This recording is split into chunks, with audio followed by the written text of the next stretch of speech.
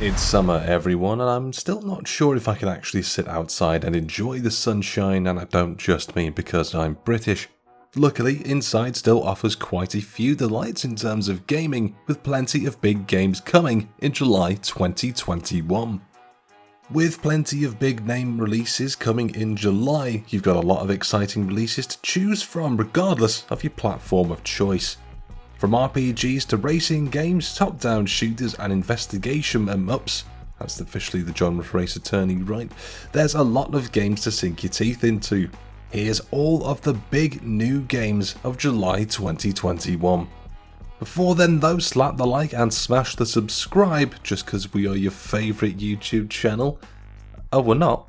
Why July like that? Oh, because of our shit puns. Yeah, that's actually really fair. Yeah. Boomerang X, July 8th. Movement shooters have become quite the fondly loved genre recently, thanks in no small part to the incredible success of games like Doom 2016 and Doom Eternal. There's plenty more games of that ilk on the horizon too, but Boomerang X aims to shake up the genre in a massive way. What if, instead of a shooter, it was a movement thrower?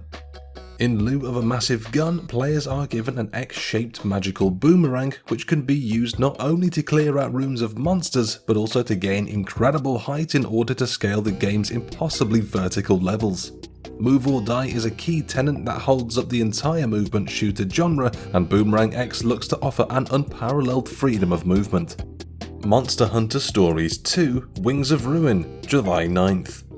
The Monster Hunter series and world is rife with stories and characters to focus on, but the main series of games doesn't have time for the finer details in between massive hunts.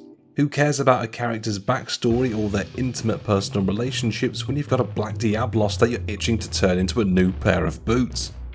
That's why Monster Hunter Stories 2: Wings of Ruin seems like such an enticing game, as you're a young monster rider, a descendant of a legendary hero known as Red, who has been entrusted with a rare Rathalos egg. When the Rathalos hatches, the two go on an adventure that sees them taking on the world's monsters in a turn-based RPG system. At least you'll still be able to turn monsters into armor. It is a Monster Hunter game after all. Warhammer 40k, Battlesector.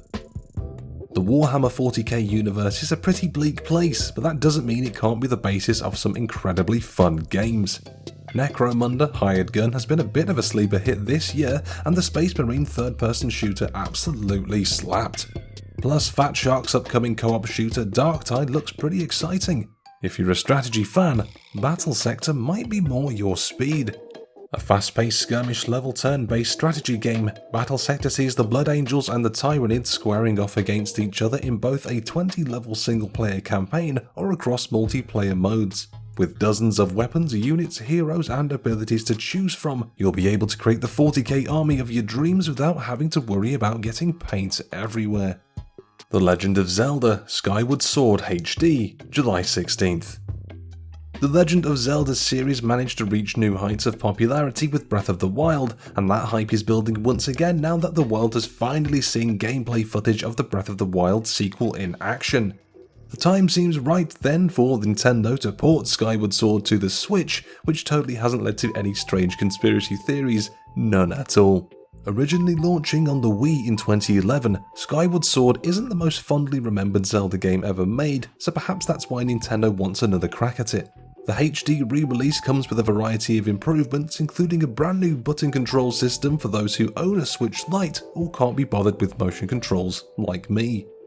Also, if you buy the amiibo for this for like $200, you should know you are directly contributing to the collapse of society, just so you know. F1 2021, July 16th.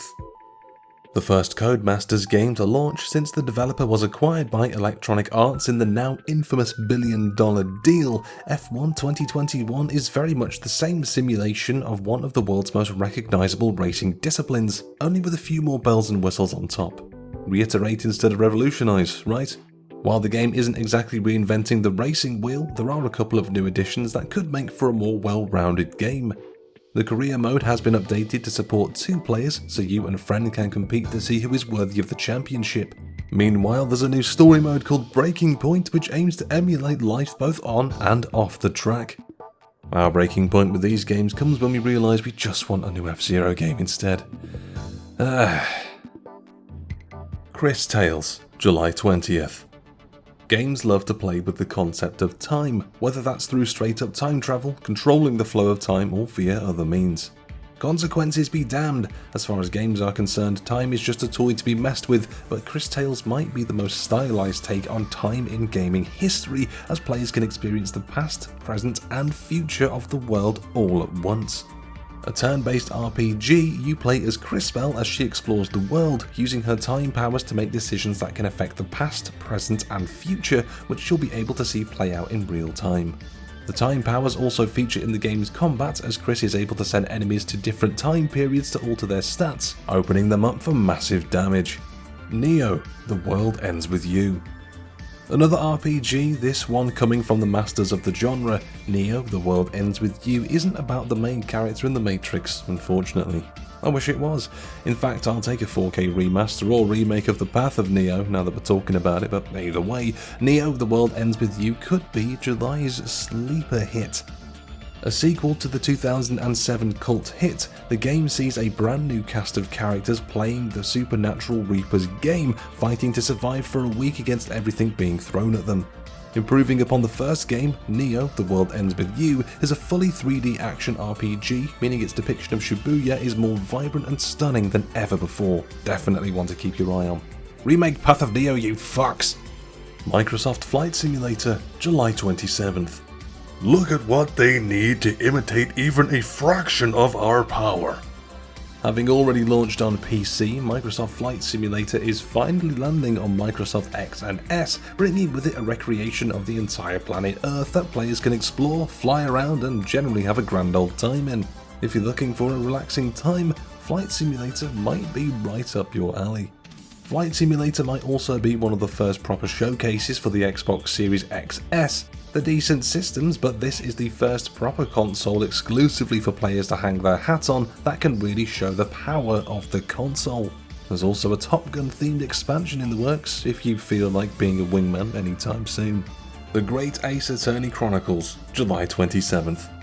The Ace Attorney series has become one of Capcom's most recognisable franchises. I mean, it became popular enough that we were blessed with the vision of Phoenix Wright battering the crap out of Ryu, Iron Man and even Galactus in Marvel vs. Capcom 3, so you know the series has appeal. Still, the Great Ace Attorney series hasn't quite been given the chance to shine until now. Set in the 19th century, you control Ryunosuke Naruhodo, an ancestor of the series' usual protagonist Phoenix Wright. Travelling between London and Japan, you'll solve investigations and experience all the usual courtroom drama you've come to expect from the Ace Attorney series, only it's more of a period piece and there's a guy called Sherlock Sholmes. And they said the industry was out of ideas. Ha! The Ascent, July 29th. A top-down twin-stick shooter is usually a good start when creating a fun gameplay experience, but the Ascent might just be a twin-stick game with plenty of meat on its bones, both narratively and in terms of its RPG-esque gameplay. It also helps the game will feature 4-player co-op and will launch on Xbox Game Pass to boot. All of these features sound like a recipe for success. Set in the cyberpunk arcology as part of the world of Velis, you have been enslaved by a mega corporation known as the Ascent Group, but the group has mysteriously crumbled, leaving the arcology as a free-for-all for different factions to try and assume control. With your group of comrades, it's on you to grab the best loot, find out what happened, and maybe just give everyone a slap on the wrist while you're at it. And there you have it, there is our list of the best games launching in July 2021. Have you got your eyes on any of these, pre-ordered any? What are you playing come July? Sound off in the comments below, let us know what's going on. If you've enjoyed the video, please remember to give it a like, subscribe to the channel, hit the notification bell. Between all three, they help our channel grow and completely free to do so, and we can overcome that pesky algorithm. Please also consider checking out the website culturedvultures.com, the Facebook and Twitter, both on screen right now, and hopefully we will see you in the next video. But until then, caw.